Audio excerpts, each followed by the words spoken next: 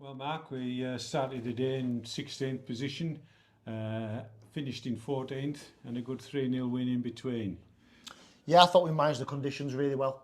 Yeah. I've not seen a game like that for a long time in terms of goalkeepers literally not being able to kick it 30, 40 yards, it just going out of play. And I feel for goalkeepers on days like this because that it's so tough. It's so tough it's even as tough to go with the wind as it is without the wind because everything runs out of play. At least when you've got the wind up against you, you can overhit passes and try and get in behind. But I thought going up against the wind first half, I thought we were the better team by a mile. I thought we created 3 or 4. Not sure they've had a shot on goal. Created 3 or 4 really good opportunities. Scored an excellent goal with delighted for Josh. You know, Josh and Steedo were big calls today. We've gone with pace and youth. You know, average age of the team today, 21 years old. We've gone with exuberance, and that's really worked for us. Great cross from Josh, great finish from Steedo. And then it was actually harder for us second half with the wind. But we still had 2 moments of real quality. The through ball that wins us the penalty, fantastic. Thought Jake Allen was superb. And the cross from Dav for Conor Panny is on a sixpence, isn't it? So we've managed the conditions better than our opponents today. And it's not like we're used to them here because I don't remember a game that we've played this season, anything like that. It's a big 3 points for us, and I've said it in the programme notes and bits and pieces. It's not necessarily about performances at this stage of the season, it's about points.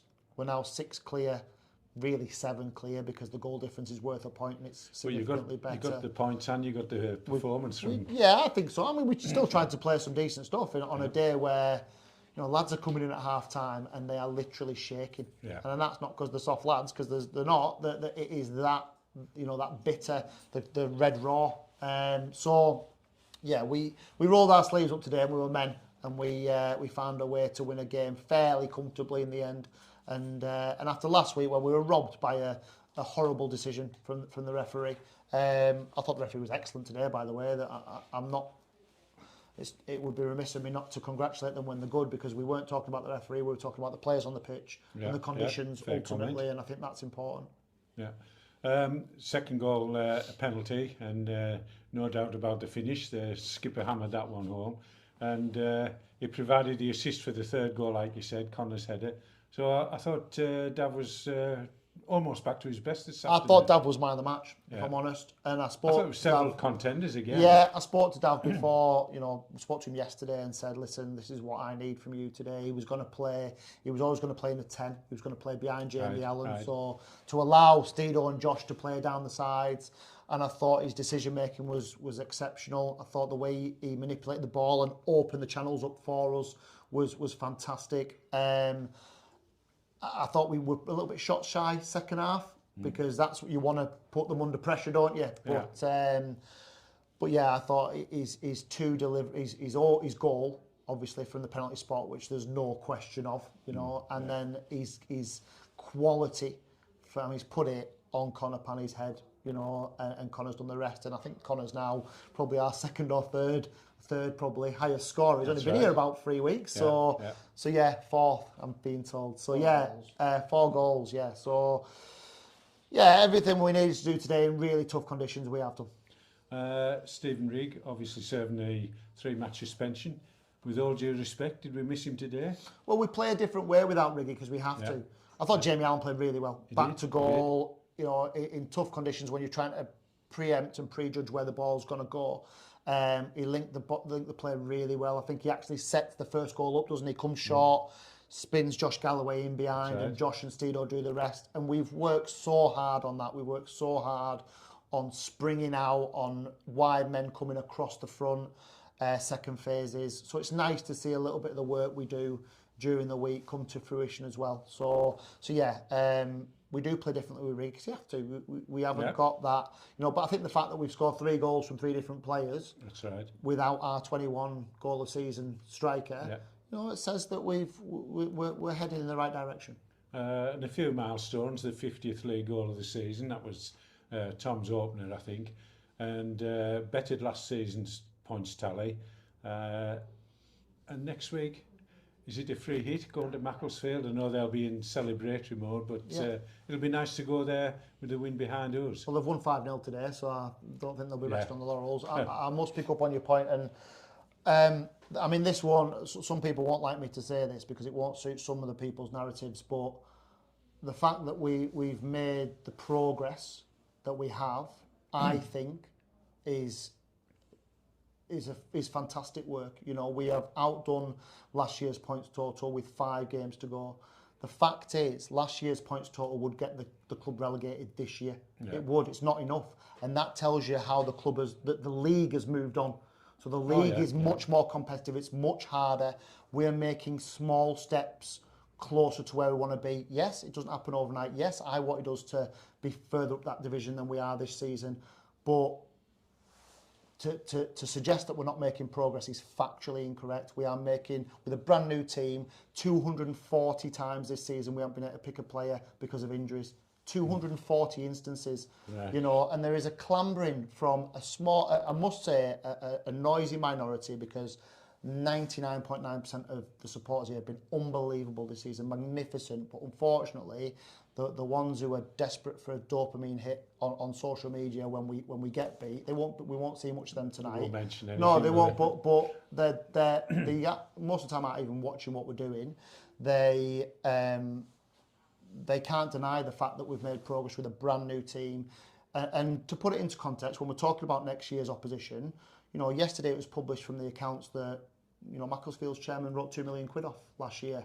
Well, what's the expectation here from that loud minority? Is it that we beat Macclesfield, who ran last year at a £250,000 loss, which is more than our budget for the season? So, and what have they spent this year? More than that. Yeah. So if somebody wants to come and chuck £2 million off and write them off, I'll go and sign Football League players, and we'll have a decent go. What we have got to do is what we're doing: be sustainable, make small improvements to get us from now to the top 10. What are we? 4 points off 9th, I think now. And I keep saying that, and you've got to back that up with some results. Yeah. But we are making fantastic progress with a brand new side that's young and plays with energy like they did today. So, yeah, I know some people will say, oh, you can't say that. I can say that because it's fact. Nobody works harder than we do. Nobody puts the effort in like we do to prep for games. Yes, it hasn't always gone for us, but I'm not going to stand there and accept some of the things that are levelled when we are on the right path. We are doing everything we can. And, yeah, should we be 4, 5, 6 points better off? Yeah. Think of the robbery at Lancaster, second game of the season here, when we were let down by a horrendous officiating decision, which we were vindicated in what we said afterwards. Well, that'd be another 2. You know, the sending off last week might be another 3. So, yeah, that's football a little bit, but I must say the work that my staff and my players have done has been exceptional, and we need to recognise that. 5 games to go. We're not out of the woods yet, but we've taken a big step to it today. Do you have any empathy towards Mickleover down there at the bottom? Well, it's just tough, isn't it? You know, they've got a tough job. You know, obviously there's a link with Mick Galloway and Josh and all that sort of thing. So we've kept an eye on them and what they do. It's a tough job.